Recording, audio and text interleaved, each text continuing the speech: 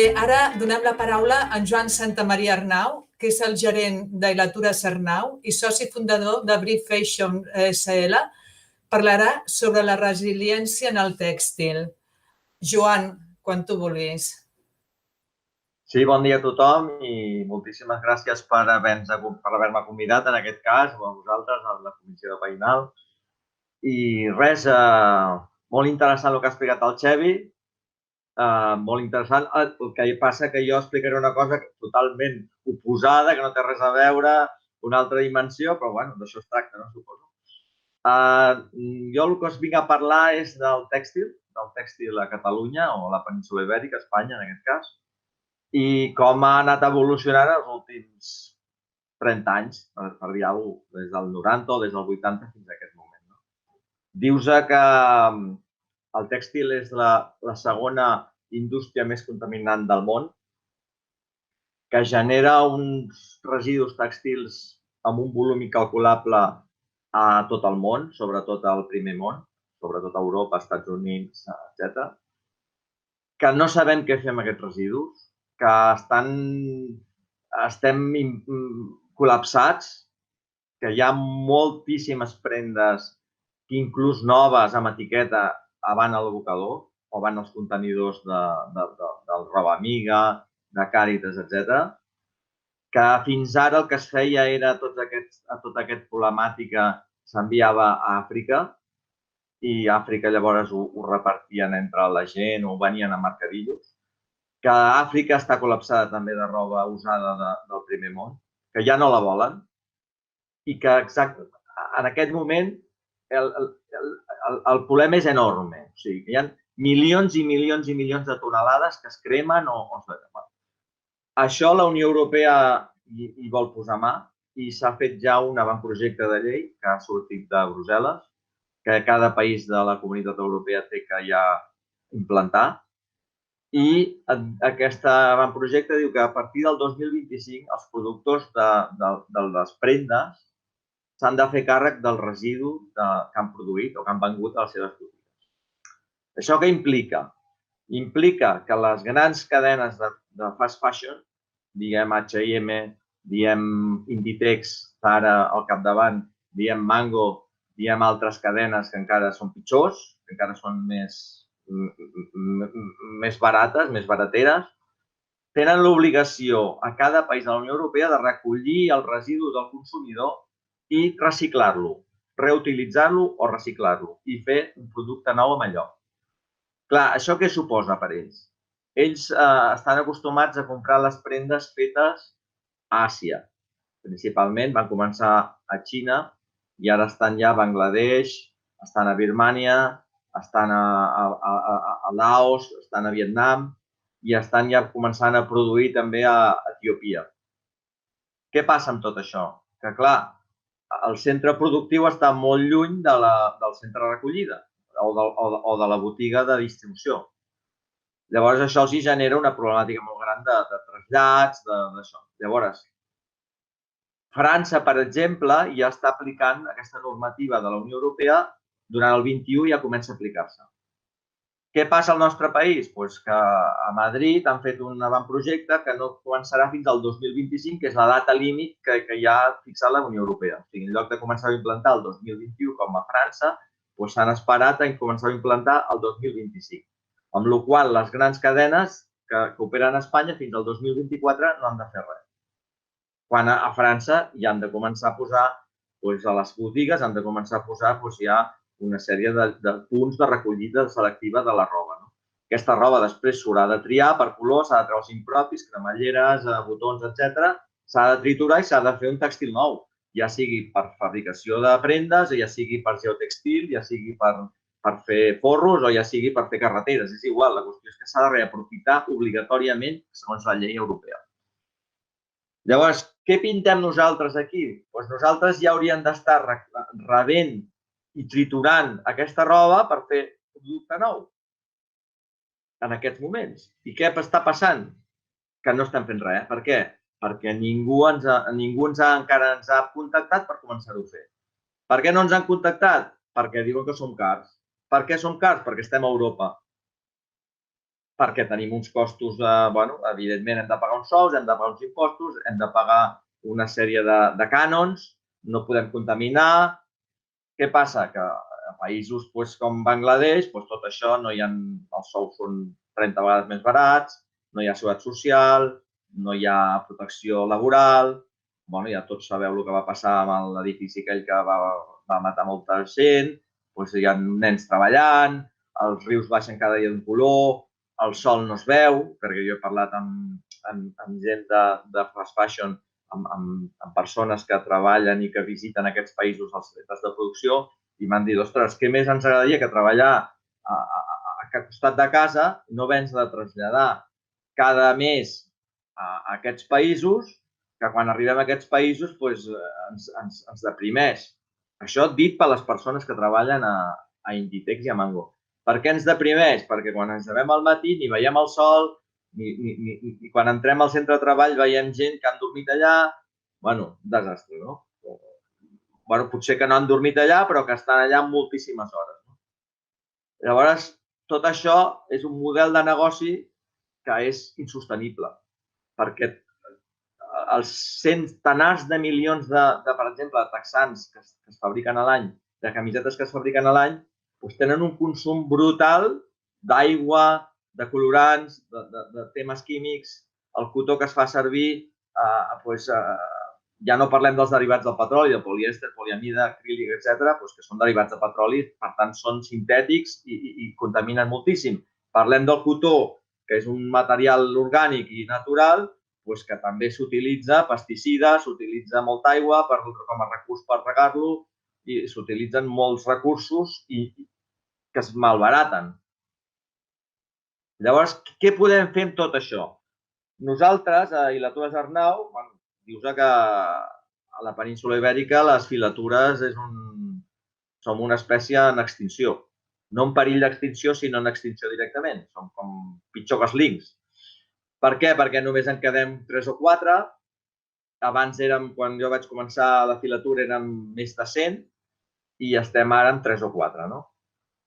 Llavors, què és el que hem intentat fer? Nosaltres quan vam néixer, som la tercera generació, vam néixer l'any 47, el que fèiem era filar el que era el residu de la llana. La llana de les ovelles de la península Ibèrica, aquesta llana es pentinava i es feia una primera matèria que servia per fer com si diguéssim el vestit més bo, el de més qualitat, el de més bon tacte, etc. Però llavors hi havia una part que quan es pentinava, que era el residu d'aquesta llana, que era la part curta, la part que tenia el vegetal, la part de l'ovella que era més curta. I això queia com un residu. Aquest residu s'utilitzava per fer matalassos, per rellenar coixins, matalassos, etc. Llavors va néixer la nostra indústria, el nostre tipus d'indústria ja va néixer per poder reciclar aquest residu i fer abrics, fer mantes, fer bufandes amb aquest residu. Quins avantatges té aquest residu? Aquest residu té els avantatges que és molt finet perquè és la part curta i la part curta és la més fina de la llana de l'ovella. Llavors, amb això vam estar, no sé, jo no hi era, però potser van estar 40 anys utilitzant aquest residu de la llana, barrejat amb altres, de vegades amb cotó, de vegades es barrejava amb poliamida, de vegades es barrejava amb polièster, i llavors quedava un teixit o un fil que tenia els residus vegetals incrustats, que llavors era com un sacrilegi i allò es havia de fer un tractament químic per cremar-ho perquè tot el vegetal no es veiés i quedés el fil solt de la llana. Això es va acabar a finals del segle passat i vam començar a fer altres, perquè això, amb el canvi climàtic, amb l'entrada de tots els cotxes tenien ja aire, en aquest cas calefacció, tot estava calefactat, els abrics es van començar a deixar en desús i van entrar substitutius dels abrics com són els anoraks, són els gorros polars, són les caçadores que utilitzem ara de polièster, de poliamida, que són aquestes més de plàstic. Això va anar en detriment de la llana. A part, la llana la van començar a degenerar i van començar a fer substitutius de la llana amb imitació en polièster. I això van començar els xinesos. I llavors ja les grans cadenes que compraven molta llana per fer abrics van començar a fabricar a Xina fent derivats en polièster.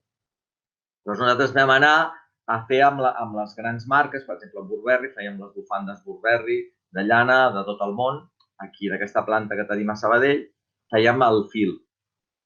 Llavors vam anar derivant i al final ja també Burberry es va deslocalitzar, ja va deixar de comprar aquí i, bueno, al final la moda se'ns va escapar. O sigui, Mango seguia comprant alguna cosa, Inditex cada vegada comprava menys i vam decidir que havíem de fer alguna cosa nova perquè la moda cada cop era més difícil competir. Ja al principi les grans cadenes compraven el fil fora, després ja compraven el teixit i finalment ja compraven la prenda confeccionada, amb la qual ja no hi havia cap possibilitat d'entrar. Si compren ja la prenda confeccionada no tens cap possibilitat de vendre fil aquí.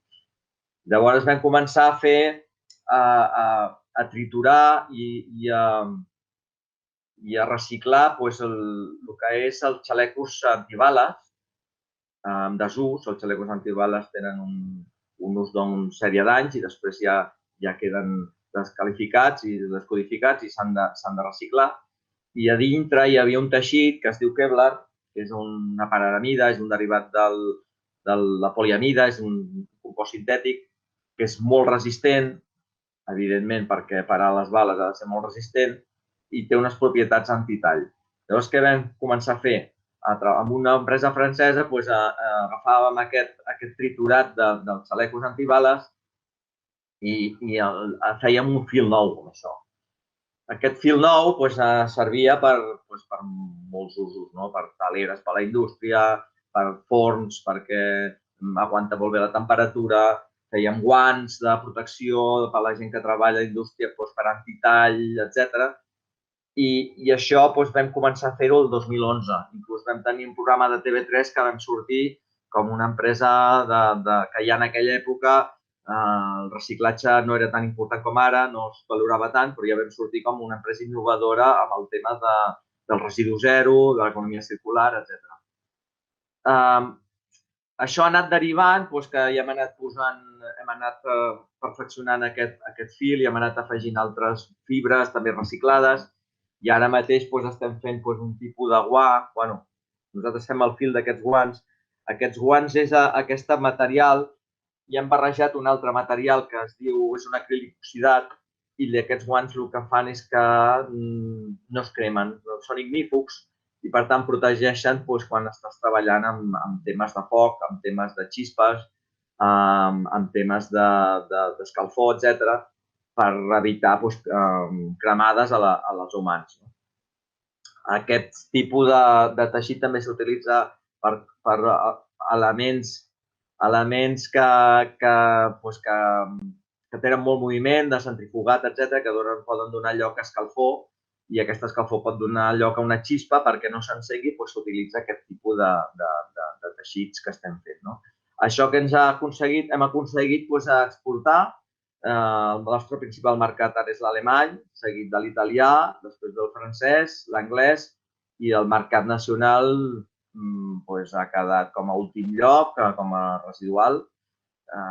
Fa 10 anys veníem al 90% a Espanya, ara estem venent potser un 20%, i lamentablement. I res, estem fent encara alguna cosa per Mango, un cop a l'any, tenim una petita comanda de Mango, cada any és més petita. El 2020 va ser molt reduïda, però va ser per un tema de Covid, no va ser perquè Mango no ho volgués. Encara esperem que aquest any també tornin a fer alguna comanda, però ja és un tema com molt residual, el tema de la moda. El que passa que ara, amb el tema nou d'aquest avantprojecte que us he explicat, sembla que potser tornarem a fer coses amb temes de moda, de reciclatge. Estem en un projecte d'Horizon 2020 a nivell europeu per tornar a fer els triturats de les prendes postconsum, barrejant-los amb fibres noves, que no us n'he parlat, que estem introduint fibres noves. Aquestes fibres noves són vegetals, són naturals, provinents de plantes i són molt més sostenibles que el cotó o que el lli. El lli és una fibra natural, però que és molt desertitzadora del terreny on es planta i també molt molt agressiva amb el terreny. Llavors, quin és el substitut del lli? Seria el cànem. El cànem està molt ben vist per la Unió Europea i per tots els països perquè és un element que s'aprofita tot, es poden fer cosmètics, es poden fer medicaments, es poden fer teixits molt resistents, amb propietats molt bones pels humans i, a més, és una planta que no desertitza, al contrari, que dona oligoelements al terreny on es cultiva i ja us dic que s'aprofita tot i no hi ha cap residu que deixi el cànem, amb la qual cosa és un de les fibres de futur. Una altra fibra de futur és això. Això és un fruit, sembla un cacauet gegant, doncs és un fruit d'un arbre tropical. Aquest arbre no s'ha de tallar per tenir la fibra. La fibra està aquí dintre. La fibra que s'utilitzem nosaltres ara actualment es diu capoc, es diu miraguano en català, en espanyol, es diu miraguano, i a dintre hi ha una fibra, que seria això, que és una fibra molt similar al càtxmir animal, però és una fibra 100% vegetal, seria aquesta fibra. És una fibra similar al cotó, però molt més sostenible i molt més volàtil. És una fibra que flota a l'aigua, que té un pes molt baix, que és molt bona per estiu perquè no dona, s'adapta molt bé a la temperatura corporal i té unes propietats molt bones. El problema que té aquesta fibra, les altres propietats és que, com us deia, que no s'ha de tallar l'arbre on es cultiva, no s'ha de regar l'arbre perquè són zones subtropicals o tropicals que ja reben la suficient aigua, no s'ha de tractar químicament, vol dir que són boscos que a més donen oxigen a la nostra atmosfera i consumeixen CO2. Per tant, és una altra fibra que confiem molt en el futur com a substitutiu del cotó, tot i que és més car que el cotó, evidentment, perquè encara està molt poc cultivada, però que és molt sostenible, milions de vegades més sostenible. Altres fibres que estem utilitzant actualment són el bambú, tot i que és menys sostenible, però el bambú també és una planta que dona molt oxigen al medi ambient. El que passa que el bambú és artificial, no és natural 100% com aquestes dues que us he dit, sinó que hi ha un tractament químic, però dintre del tractament químic pensem que és més sostenible que d'altres. Altres que utilitzem, també hi ha la menta, hi ha l'aloe vera, hi ha el blat de moro. El blat de moro també s'aprofita tota la planta i es fa com un midó, com si fos un iogurt, i aquest iogurt es converteix en una fibra. És una fibra artificial, però que barrejada amb el capoc i totes aquestes fibres tenim fils i teixits biodegradables, amb la qual cosa és molt important. Evidentment són reciclables i biodegradables, vull dir que no contaminen, encara que vagin al mar, no contaminaran mai el medi ambient.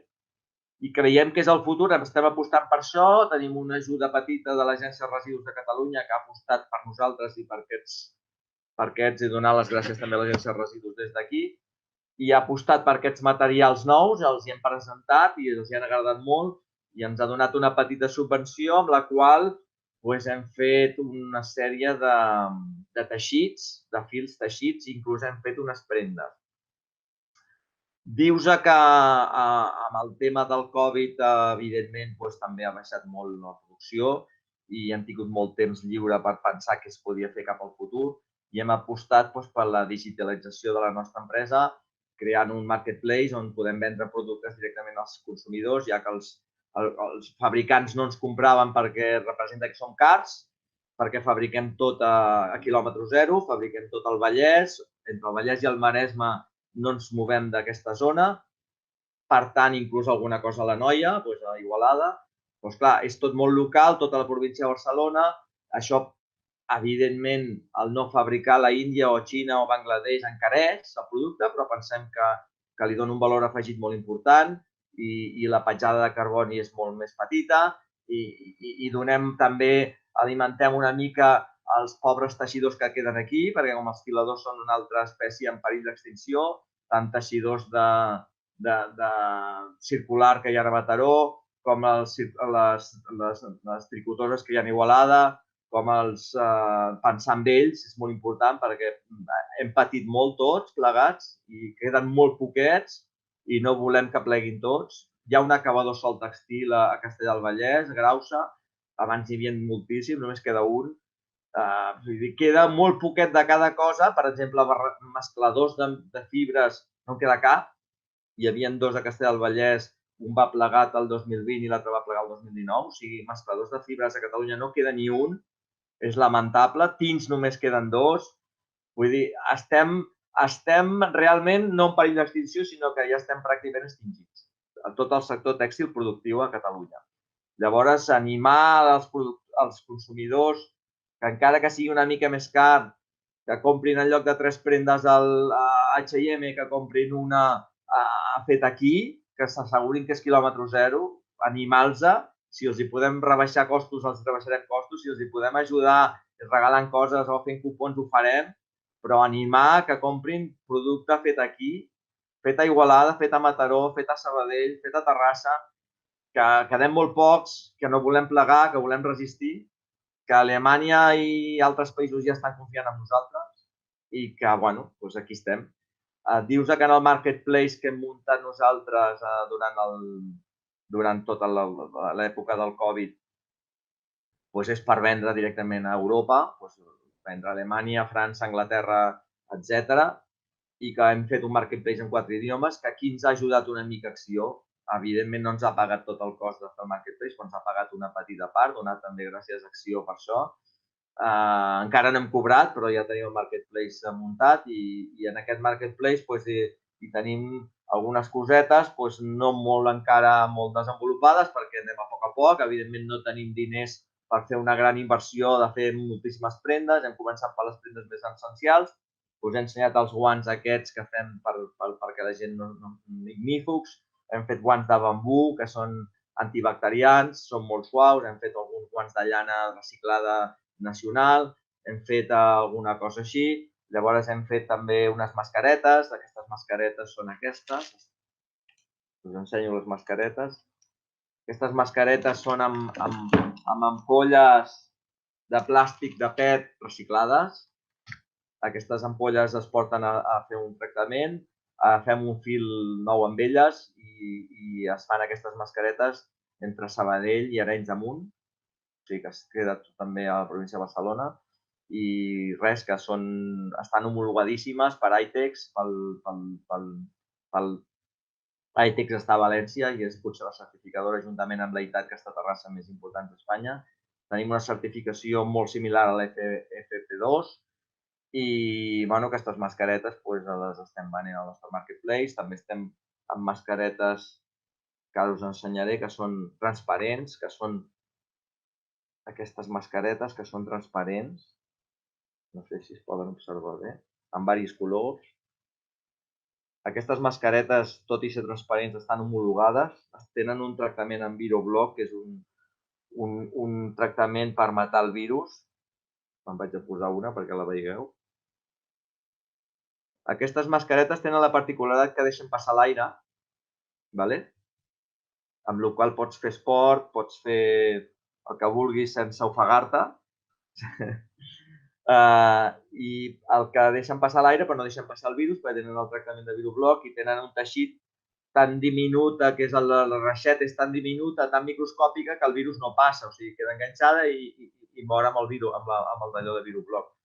Us ho dic perquè hi ha moltes mascaretes transparents que diuen que són il·legals avui en dia, que no compleixen la normativa, les nostres sí, no venem res que no sigui homologat per els certificadors com l'EITAT o ITEX o certificadors importants. I res, l'última cosa que us volia ensenyar que tenim en aquesta marketplace són unes bufandes i mantes amb productes reciclats i naturals. Amb això del que poc us he ensenyat, estem fent unes mantes i bufandes. Això serien aquestes. El tacte que tenen és similar a la seda, entre la seda i el cashmere, perquè aquesta fibra és molt similar a la seda i el cashmere. Això ho tenim també, fem aquests productes i els tenim al marketplace i després tenim reciclats de cotó, que serien aquestes. Aquestes serien en reciclats 100% de cotó. Tot el reciclat és originari de la península Ibèrica, no comprem reciclats fets a altres llocs, a altres països, pel tema de la petjada de carboni. I després tenim reciclat de llana, que seria aquesta. És un reciclat de llana, inclús té algun vegetal, perquè no els traiem, per no haver de ficar res químic. No sé si s'apreciarà, però té algun puntet vegetal de la llana de l'ovella, té vegetals, no els hem tret, els hem deixat. I llavors tenim altres tipus de reciclats. Aquest té un reciclat amb uns punts fluor, que és molt divertit, que s'il·luminen amb el sol, i altres tipus de reciclats. Aquest seria més en tema de sintètics, aquesta seria més sintètica.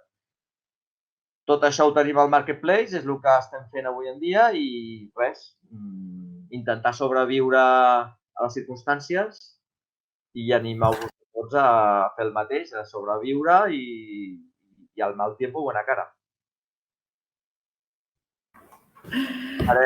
Muchas gracias, Joan, para tu ponencia. Tenemos varias preguntas, la verdad. Intentaremos hacer algunas y las que no podemos contestar ya os pondremos el correo para que podáis escribir directamente a Joan. Entonces, la primera es, nos preguntan si podem portar roba perquè la recicleu a Ilatura Sarnau.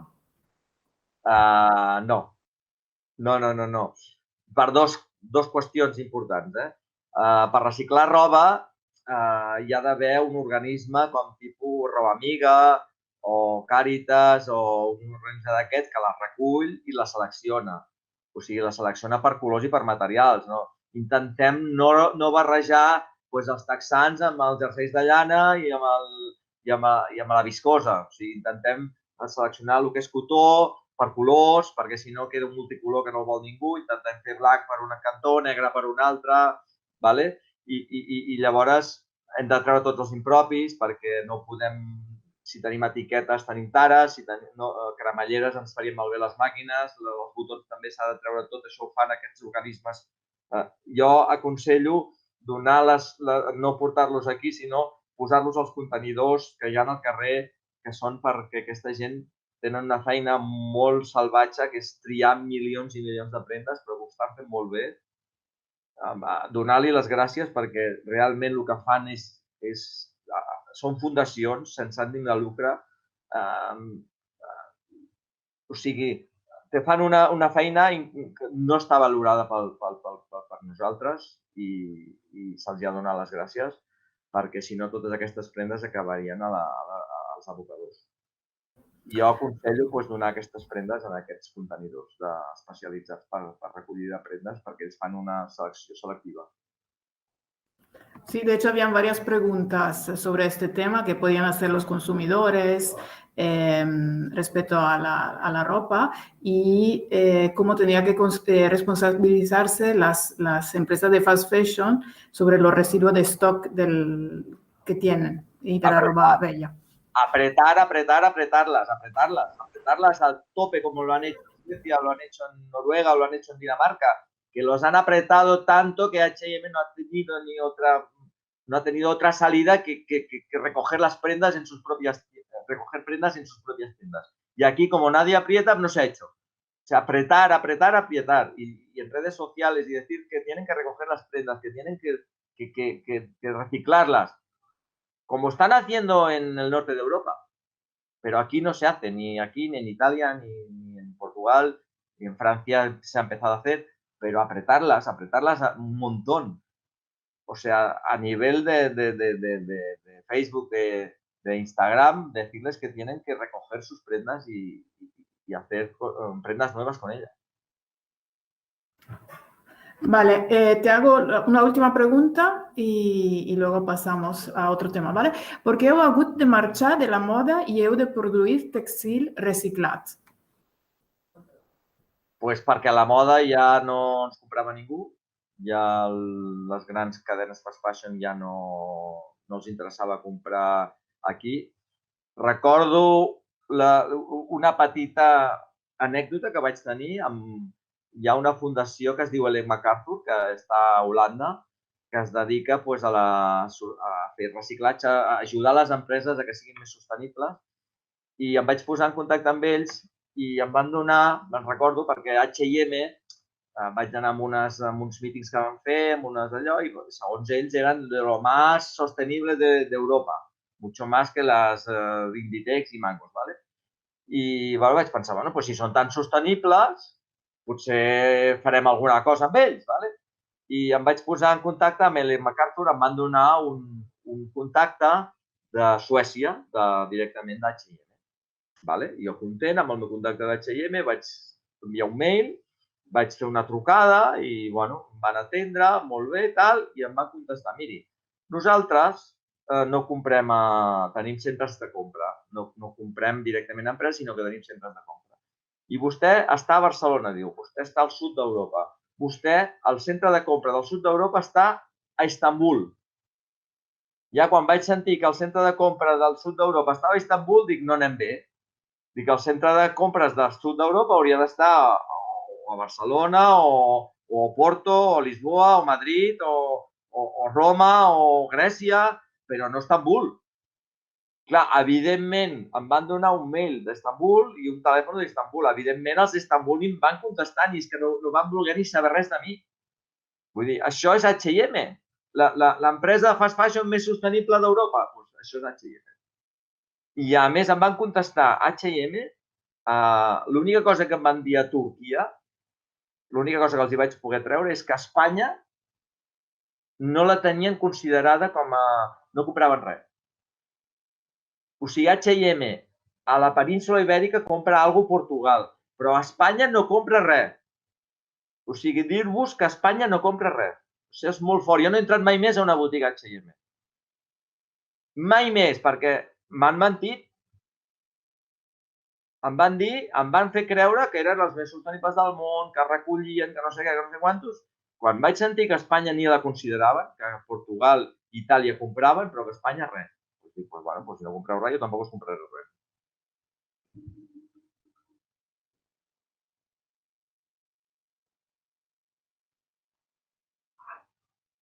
Sí, doncs em diuen que ja s'ha acabat el temps. Sí, Joan, s'ha acabat el temps.